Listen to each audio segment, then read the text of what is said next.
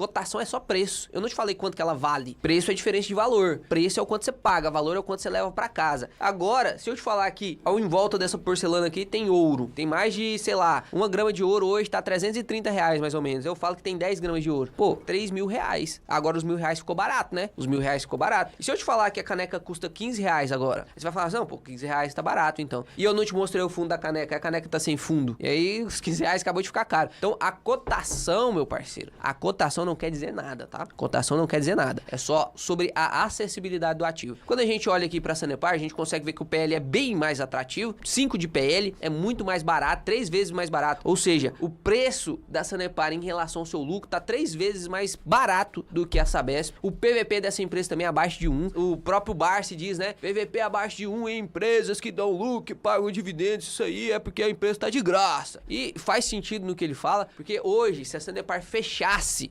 as portas e vendesse tudo que ela tem, você a cada 82 centavos que você comprasse, você ia receber R$1. Então ia dar mais dinheiro, né? No caso aqui, esses 5,50 só representam 82% da empresa. Se a gente fosse pagar o preço justo por essa empresa, só pelo preço justo da cotação, fazendo uma regrinha de 3 aqui, seria 5,50 vezes 100 dividido por 82, daria aí R$6,70. Seria o PVP de 1 dessa empresa, né? Então você já tá conseguindo comprar ela um pouco mais barato. Não, por que fica barato? Por conta dos riscos da empresa. A empresa é bem menor do que as outras. A empresa é controlada pelo Estado, né? Então tem seus riscos ali. E tá pagando um dividendo yield ali de 5%. Será que isso é bom? Será que essa empresa é boa? Quando a gente olha aqui o payout dessa empresa, você consegue perceber, olha que legal, né? Olha que legal. Você consegue perceber que nos últimos 4 anos aí ela também vem pagando mais ou menos ali a média que a Sabesp tá pagando. Por quê? Porque essas empresas, elas estão no marco do saneamento e elas estão fazendo muito investimentos. Então tanto a Copasa quanto a Sabesp, quanto a Sanepar, elas estão fazendo muito investimentos. Quando a empresa tem que fazer muito investimento, ela não tem como distribuir muito dividendo. Imagina, eu recebi 100 milhões. Se eu for distribuir 70 milhões, vai sobrar só 30 milhões para eu investir. Se eu tiver um investimento de 80 milhões, não tem como eu distribuir 70 milhões, eu tenho que distribuir só 20, e os 80 milhões eu invisto. Mas a Sanepar, antes de 2020, que todas as empresas de saneamento tiveram um pagamento mais extraordinário, você vê que ela varia ali entre os 30% e os 45%, né? A gente vai comparar também margem, vai comparar ROIC dessas empresas no final do vídeo. Quando a gente desce aqui no gráfico de dividendo yield médio, a gente consegue ver que tá de 5,51, então é uma empresa que na média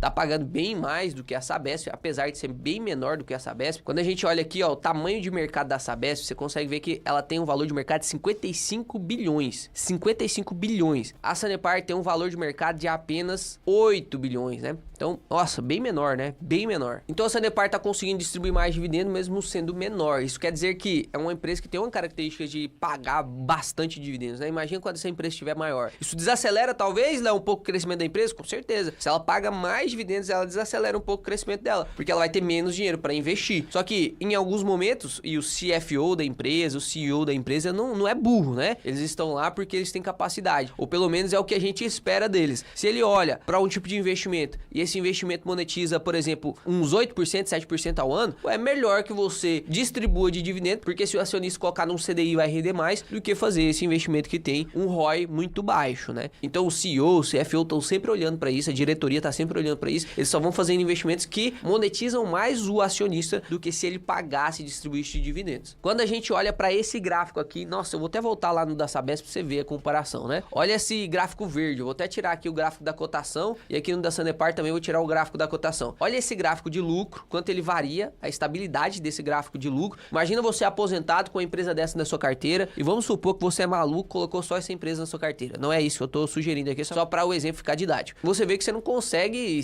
ter segurança da aposentadoria com essa empresa, porque imagina, aqui você recebe 3 mil por mês, aqui você recebe 4, aqui você recebe 1.000, aqui você recebe 5, aqui você já recebe 4, 6 de 1.000 agora caiu para 2. Então você não consegue manter uma estabilidade nos pagamentos, né? Porque se o lucro cai, os pagamentos vão diminuir, né? Porque os pagamentos são em porcentagem. Se lucra 100 milhões, 25%. Lucra 10 milhões, 25%. Agora, olha esse gráfico de lucro da Sanepar. Fala se não é um gráfico lindo, cara. O lucro foi crescendo, cara, estavelmente. Você não vê nenhuma queda assim abrupta. Então, poxa, é um gráfico lindo e você consegue ver também essa parte do gráfico de cotação. Perceba que eu fiz uma comparação lá em 2019 com a Sabesp e eu mostrei pra vocês que lá em 2019 a Sabesp tava com lucro maior, cotação menor, né? Olha o que aconteceu com o Sanepar. Lá em 2019, a Sanepar tava lucrando 1 bilhão e a cotação estava de R$7, ou seja, as pessoas estavam dispostas a pagar para a Sanepar R$7 a cotação se ela tivesse 1 bilhão de lucro. Hoje, o que tá acontecendo? A empresa tá tendo 1,5 bilhão de lucro. é 50% a mais do lucro lá de 2019. Subiu 50% o lucro. Então a cotação deveria subir 50% também. Se a gente fosse levar isso aqui em consideração, né, se o mercado fosse racional, você consegue perceber que esse 7,03 tinha que aumentar 50%, certo? O que daria R$10 de cotação, teoricamente. Só que a cotação foi cair, tá 5,50. Então realmente o mercado é uma coisa que você não pode contar muito com eles, tem que investir através das suas concepções, porque o mercado é meio maluco mesmo. Como diria o Peter Lynch, a principal parte do corpo humano responsável para seu bom resultado na bolsa de valores não é o cérebro,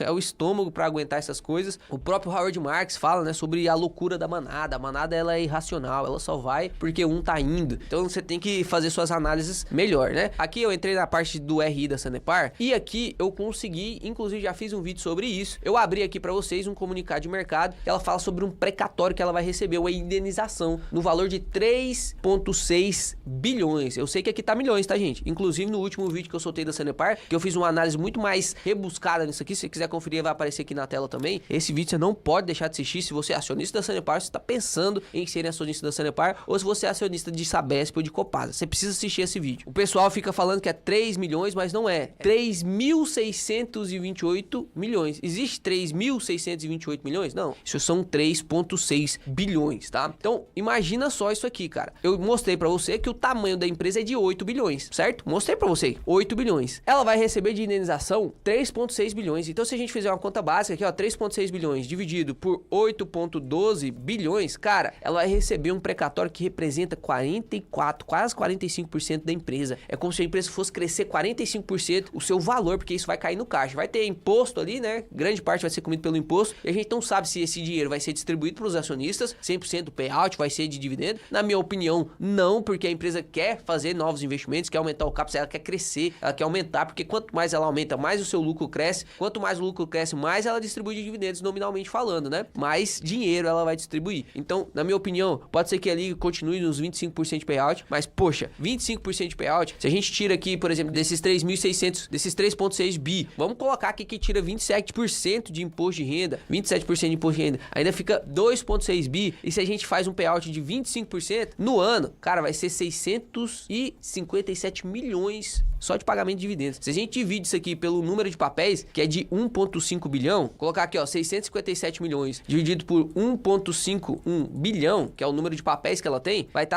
dar 43 centavos de dividendos por ação a mais do que o esperado. A mais, né? Só isso aqui, se a gente dividir pela cota atual, que tá de 5,50, vai dar 7,9 de dividendo yield. Só a parte do precatório. Não tô nem falando, e tô considerando que vai investir 75% do precatório, considerei um imposto altíssimo ali de 27%. Só isso aqui já dá um dividendo yield absurdo, né? Sem considerar o lucro da empresa mesmo recorrente. Esqueci de falar aqui da Sanepar sobre a sua política de pagamento de dividendos, que também é anual, né? Uma coisa que não satisfaz ninguém. Ela anuncia 2 vezes no ano, diferente da Sabesp, que só anuncia uma vez mesmo. A Sanepar anuncia 2 vezes, em junho e em dezembro, mas ela só paga em junho. Você consegue ver que tem 2 pagamentos em junho, né? De cada ano. Demora 6 meses para você receber, né? Aquele anúncio de dezembro, e demora 1 ano pra você receber um anúncio de junho. Então é ruim mesmo, tá? É ruim mesmo. Essa parte da política de dividendo da Sanepar é ruim, não tem como negar. E na Copasa, já vou começar até por isso, é diferente, né? Ela paga no mês 8, paga no mês 11, no mês 12, 6, 5. É trimestral a política de pagamento da Copasa, tá? Aqui a gente consegue ver também que tá com um PL atrativo, 5,6, parecido da Sanepar aqui de 5,3, né? A Sanepar ainda tá um pouquinho mais barato. O PVP da Copasa já tá no preço justo. Então se a gente fechasse a Copasa hoje, né? Você ia receber em torno de R$20,56 mesmo por ação, né? O dividendo yield está de 17,55, absurdo. A gente precisa considerar algumas coisas aqui sobre o dividendo da Copasa. Inclusive, eu vou trazer também alguns dados aqui, alguns fatos relevantes que eles alteraram essa política de dividendo também. Como que tá aí o dividendo médio dessa empresa? Olha lá, tá de 8,47. Na média, é um dividendo muito alto. Só que quando a gente olha, poxa, tem alguns anos que ela paga 3, 4, 1%, aí um ano que ela paga 17%. Aí depois, em 2021, 7%, 2022, 2%, 2023, 14%. Agora, nos últimos 12 meses, tá levando em consideração os últimos 6 meses de 2023 também, 17%. Então, o que que tá acontecendo? Por que que tem ano que paga muito, tem ano que paga pouco? Será que é o payout? Quando a gente olha o payout da empresa, você consegue ver que ela distribui pra caramba, né? 2020 ali, ela até pagou a mais do que 5%, mas você vê que ela paga bem mais, o payout é bem maior do que o da Sanepar, do que o da Sabesp. Você consegue ver que, em média, é de 50% a 75%. Nesse último agora tá 85%, então tá distribuindo bastante. Isso quer dizer que desacelera o crescimento da empresa? Sim, desacelera o emprego. Já expliquei essa parte, né? Quanto mais distribuído, menos possível de CAPEX. Então, diminui o crescimento da empresa. Se você quer uma empresa que cresce, que paga dividendos, dividendos, você tem que dar uma equilibrada, né? Ou você só recebe dividendos, ou você só cresce. Um exemplo de só receber dividendos. A Copasa, a Taesa, é porque a Taesa ela é muito eficiente em se alavancar, né? A Copasa também é muito eficiente em se alavancar, então ela consegue pagar mais dividendo yield e mesmo assim continuar crescendo, porque ela pega dinheiro emprestado para poder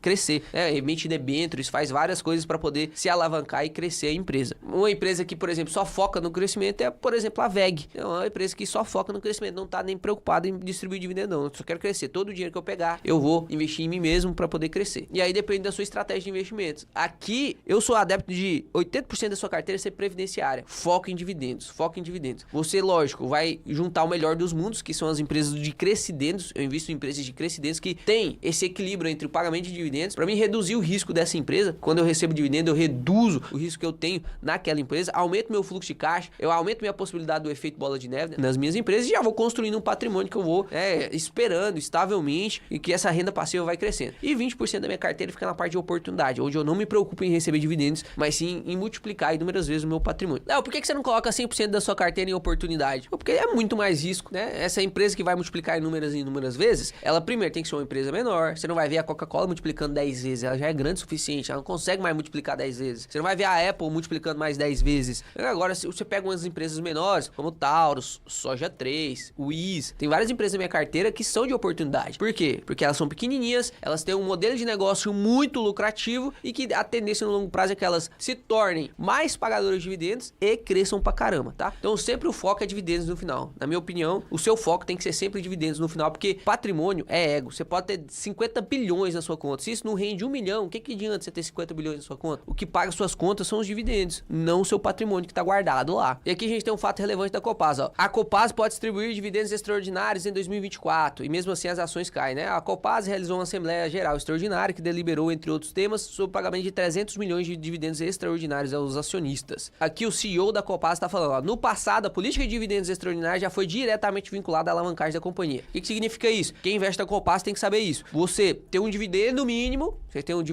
na Copasa, você tem os dividendos extraordinários. Os dividendos extraordinários, eles só são pagos se a alavancagem da empresa estiver baixa. Então, quanto mais alta a alavancagem da empresa, ou seja, quanto mais dívida ela tiver, menos dividendos você vai receber. Por quê? Porque ela vai focar em pagar essas dívidas, em investimento nela mesmo, justamente para reduzir essa alavancagem. Então, se a alavancagem está alta, menos dividendos extraordinários. Se a alavancagem está baixa, mais dividendos extraordinários. Então, aqui ele está falando que vai pagar dividendos extraordinários porque a alavancagem está baixa. E aqui ele fala, ó, nós promovemos no início de 2023 a alteração da política para que fosse desvinculada a expectativa de dividendos extraordinários unicamente na alavancagem. O pessoal olhava a alavancagem e falava, pô, não vai ter então dividendo extraordinário porque a alavancagem agora tá alta. Aí ele tá falando assim, ó, a gente tá desvinculando isso aí. Vai ter momentos em que a alavancagem vai estar alta e eu vou pagar dividendo extraordinário. É isso que ele tá falando. Uma vez que entendemos que esse não é o único indicador da companhia que deve ser observado para a correta deliberação de dividendos extraordinários. Aí ele continua aqui, ó, hoje nós avaliamos a possibilidade de dividendos extraordinários não apenas em virtude da alavancagem da companhia, mas também observando os demais parâmetros financeiros, como manutenção do caixa mínimo a níveis adequados e também o avanço do plano de investimento da companhia para que a empresa possa cumprir seus objetivos. A Copasa